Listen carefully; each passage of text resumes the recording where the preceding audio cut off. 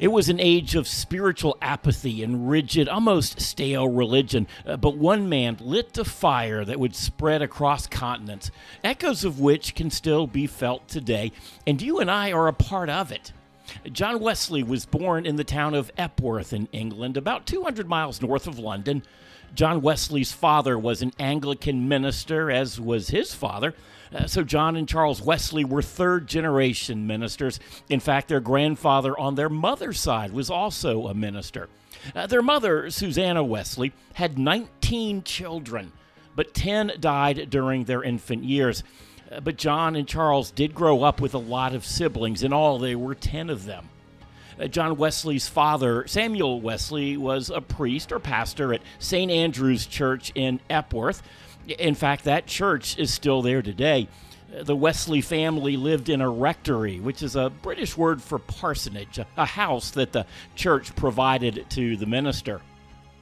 In 1709, when John Wesley was only 5 years old, the house caught on fire. The rest of the family managed to escape the inferno, but not John. It was only after taking a head count that his parents realized that he was trapped in the burning house on the second floor, no less.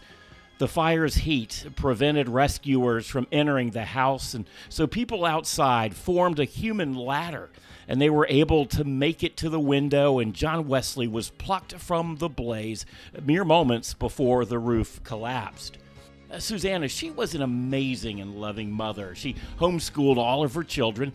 She believed that a mother's role was a sacred calling, equal in weight to that of a minister. She was intellectually brilliant and theologically deep, and she nurtured her children's minds and spirits alike, providing a far better education than most kids received during that time. She set aside daily time for prayer and Bible study, and she devoted time to meeting with each child daily, one-on-one, listening to their questions and guiding their spiritual growth. That was a practice that John Wesley later echoed in his emphasis on small groups. The children loved their mother deeply, and John and Charles credit her as their biggest spiritual influence. Behind the doors of the Wesley parsonage, not all was peaceful. In fact, far from it. At the time, England was incredibly politically divided, and Samuel Wesley and his wife Susanna had strongly differing opinions. And Samuel's hard-nosed approach made it so tense in the house that on more than one occasion, he just walked out. He left for a while. In one case, he was gone for over a year, leaving Susanna alone to care for their 10 children. Samuel's congregation deeply disliked him. His outspoken political views were at odds with the people he was called to serve. He also had a very legalistic view of religion, and his congregation found that to be unpalatable. For example, he would often demand public confession from parishioners whom he thought had sinned. Just how much did his congregation despise him? Well, remember that fire that almost killed 5-year-old John Wesley? It was a member of their church who intentionally set the fire. As a pastor, let me say this. Please don't do that. Samuel Wesley rebuilt the house, but this time he made it out of brick to make it less flammable. True story. And yet, supposedly, another church member did try to set that house on fire. Fortunately, this time they were unsuccessful. That brick house is still standing today, and it's a popular tourist attraction. And despite the community's strong dislike of Samuel, his stubbornness kept him at St. Andrew's Church for nearly 40 years. In fact, his body is buried in a grave adjacent to the sanctuary. There was the time when Susanna began leading a Bible study with her children and her neighbors in their home.